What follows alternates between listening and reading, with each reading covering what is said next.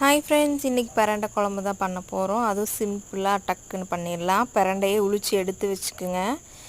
கொஞ்சமாக தான் இதுக்கு ஆட் பண்ணணும் பிரண்டையை. இது இப்போ தாளித்து அரைக்கிறதுல ஜீரக மிளகு, பூண்டு, சின்ன வெங்காயம், பிரண்டையும் நம்ம நல்லா ஃப்ரை பண்ணி பிரண்டை கலர் மாறினதும் அதை எடுத்து நம்ம அரைச்சிடலாம். இப்போ தாளிப்புக்கு கடுகு, கருவேப்பிலை, சின்ன வெங்காயம், தக்காளி, இது கூட ஸ்பைசஸ் எல்லாமே ஆட் பண்ணிக்கலாம்.